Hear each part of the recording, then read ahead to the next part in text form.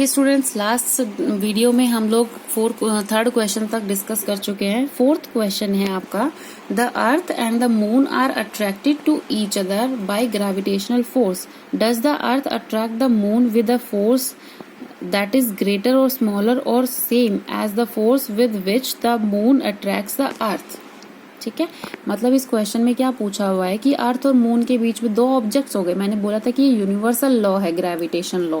ठीक है, तो दो ऑब्जेक्ट्स हो गए तो दोनों ही एक दूसरे को आपस में अट्रैक्ट करते हैं। ठीक है, तो इसने बोला हुआ कि अर्थ और मून भी जो है आपस में एक दूसरे को अट्रैक्ट करते हैं due to gravitational force.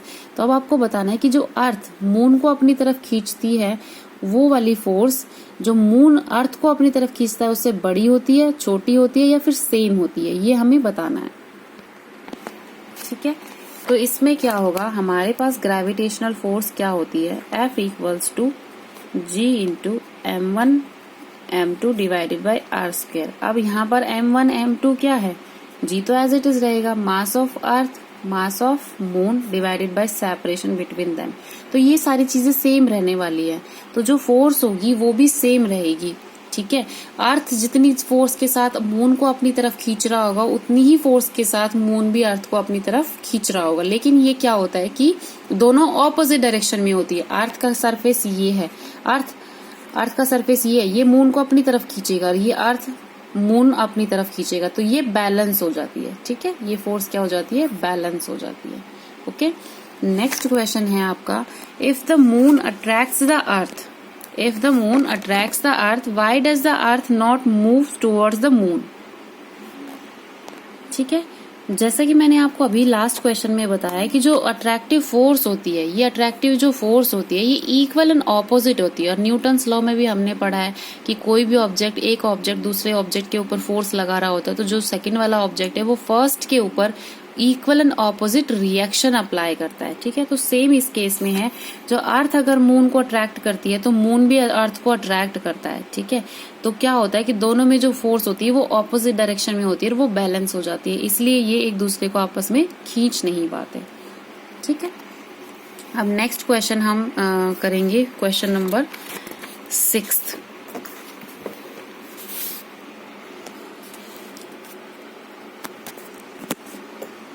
Question number 6 में आपको दे रखा है, what happens to the force between two objects if the mass of one object is double. Second आपको दे रखा है, the distance between the object is doubled and tripled. Third आपको दे रखा है, the mass of both the objects are doubled. ठीक है, तो आपको करना है, इस क्वेश्चन में आपने क्या करना है, फर्स्ट मासेस दे रखे हैं M1 एंड M2, इन दोनों के बीच की सेपरेशन है R। ठीक है, तो ग्रेविटेशनल फोर्स कैसे लिखा जाता है इस केस में, G M1 M2 divided by R²। ठीक है, G M1 M2 divided by R²। अब इसमें फर्स्ट केस आपको क्या दे रखा है, फर्स्ट केस में दे रखा है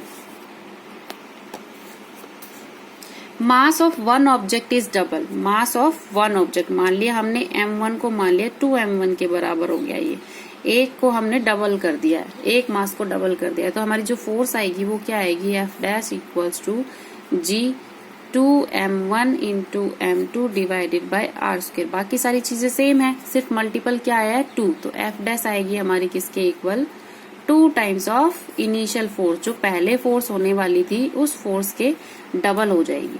ठीक है, सेकेंड हमने क्या बताना है, if the distance between the object is doubled and triple. If R को हमने कर दिया है 2R के इक्वल एंड 3R के इक्वल। ठीक है, फर्स्ट हमने 2R के इक्वल कर दिया, सेकेंड हमने 3R के इक्वल कर दिया, तो फोर्स हमारी F डैश क्या होगी, G M1 M2 as it is,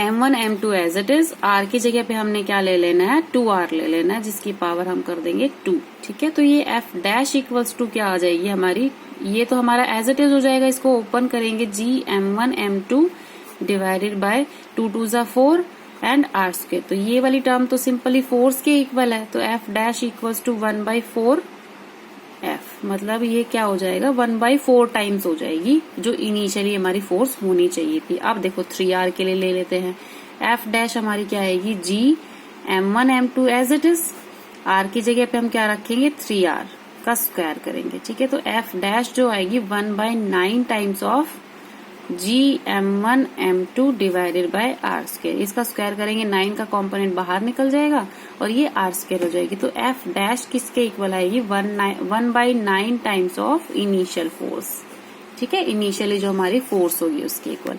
अब लास्ट है हमारा फोर्थ पार्ट, उसमें दे रखा है the masses of both the objects are double. अगर मास m1 वाले मास को भी हमने 2m1 के इक्वल ले लिया और m2 को भी हमने डबल कर दिया, ठीक है। तो हमारी फोर्स क्या होगी? G as it is 2m1 multiply by 2m2 divided by R square. तो फैक्टर क्या आएगा? 4GM_m2 divided by R square which is equal to 4 times of initially force. मतलब जो हमने पहले फोर्स ली है उसके इक्वल आ गया हमारा फोर्स, फाइनली जो फोर्स आया है, ठीक है। अब हमारा जो ये 6th क्वेश्चन कंप्लीट होता है। लास्ट है 7th क्वेश्चन है, what is the importance of universal law of gravitation.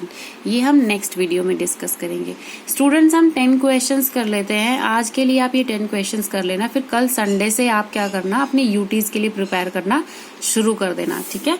10 questions हम कर लेते हैं, फिर आफ्टर यूटीज जब जैसे भी क्लासेस होंगी उसके बिहाफ पे मैं आकर नेक्स्ट एक्सरसाइज डिस्कस करूंगी, ठीक है। और जिस बच्चे के पास टाइम हो, मतलब अभी यूटी के लिए उसने फुल्ली प्रिपेयर कर लिया हो, तो वो क्या करेगा, वो आगे के क्वेश्चंस भी ट्राई करेगा, ठीक है।